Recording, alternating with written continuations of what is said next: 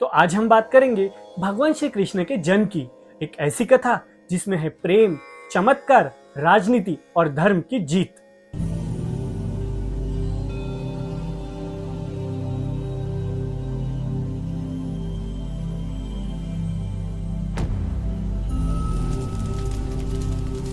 मथुरा का राजा कंस अपनी बहन देवकी से बेहद प्रेम करता था, लेकिन एक दिन देवकी की शादी के बाद एक आकाशवाणी हुई कि हे कंस, तुम्हारी मृत्यु तुम्हारे ही बहन के 8वें पुत्र के हाथों होगी।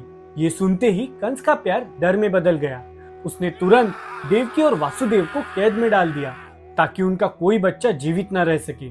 पहले 7 बच्चों को जन्म होते ही मार दिया गया। आकाशवाणी ने यह भी बताया था कि स्वयं भगवान विष्णु 8वें पुत्र के रूप में जन्म लेंगे ताकि अधर्म का अंत हो सके।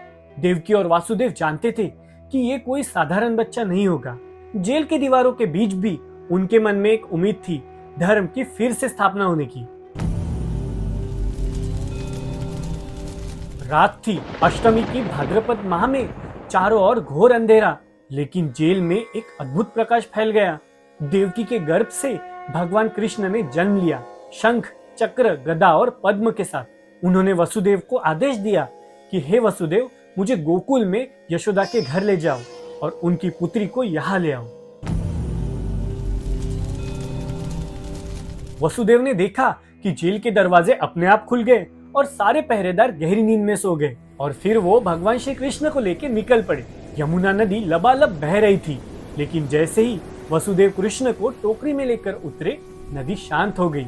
शेषनाग ने आकर कृष्ण के ऊपर अपना फन फैला दिया, उन्हें बारिश से बचाने के लिए।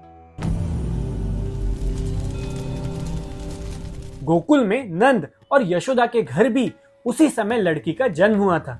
वसुदेव चुपचाप कृष्ण को वहां छोड़कर यशोदा की बेटी को लेकर चले आए। जेल में वापस आते ही दरवाजे अपने आप बंद हो गए और पहरेदार नींद से जाग गए। सुबह जैसे ही कंस को लड़की की जन्म की खबर मिली, वो उसे मारने दौड़ा, लेकिन जैसे ही उसने बच्ची को उठाया, वह आकाश में उड़ गई और वो देवी योगमाया के रूप में बोली कि हे कंस, तेरा वध करने वाला जन्म ले चुका है और वो कहीं और सुरक्षित है। कंस भय से कांप उठा, लेकिन अब वो और भी क्रूर हो चुका था।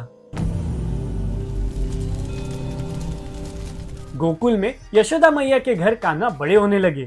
उनकी बाल लीलाएं, माखन चोरी और गोपियों के संग खेल ने सबको मोहित कर दिया। लेकिन ये तो बस शुरुआत थी। श्री कृष्ण का असली उद्देश्य अधर्म का अंत और धर्म की स्थापना थी।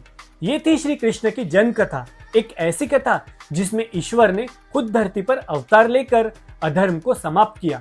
और अगर आपको ये कहानी अच्छी लगी हो तो वीडियो को लाइक करें, शेयर करें और हाँ, हमारे चैनल कथा और कर्मा को सब्सक्राइब करें। धन्यवाद।